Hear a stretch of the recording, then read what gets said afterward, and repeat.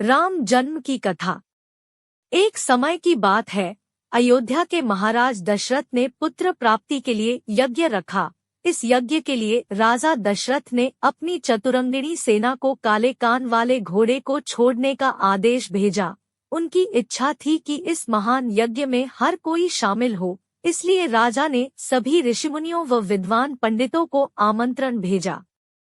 निर्धारित दिन पर महाराज दशरथ अपने दोस्त गुरु वशिष्ठ, ऋंग ऋषि व अन्य विद्वानों के साथ यज्ञ मंडप में पहुंचे। इसके बाद विधिवत रूप से यज्ञ की शुरुआत हुई। मंत्र उच्चारण और पाठ जैसे सभी विधि विधान के साथ कुछ घंटों में यज्ञ पूरा हुआ। राजा दशरथ ने फिर सभी ब्राह्मणों, विद्वानों व अतिथियों को उपहार में धन और गाय आदि देकर आदर पूर्वक विदा गया। उस यज्ञ में प्रसाद के रूप में खीर बनी थी। उस प्रसाद में पुत्र प्राप्ति का आशीर्वाद था, जिसे खाने के बाद तीनों रानियां गर्भवती हो गई। कुछ समय बाद चैत्र माह में शुक्ल पक्ष की नवमी तिथि के दिन राजा दशरथ की पहली पत्नी यानी रानी कौशल्या ने एक बच्चे को जन्म दिया। उस बच्चे के चेहरे में इतनी रौनक थी कि हर कोई देखकर समझ जाता था कि वह आम बच्चा नहीं है। इसी तरह राजा की दूसरी रानी कैकेयी ने एक पुत्र और तीसरी रानी सुमित्रा ने 2 पुत्र को शुभ नक्षत्रों में जन्म दिया।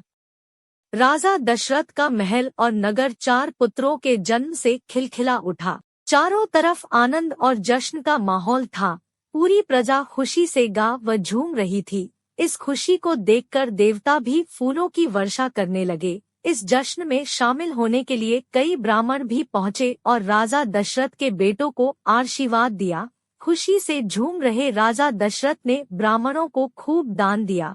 फिर अपनी खुशी जाहिर करने के लिए उन्होंने प्रजा व दरबारियों में भी धन, रत्न और आभूषण बंटवाए। समय आने पर सबकी मौजूदगी में चारों बालकों का नामकरण भी किया गया। महर्षि वशिष्ठ ने उनका नाम रामचंद्र, भरत, लक्ष्मण और शत्रुघ्न रखा।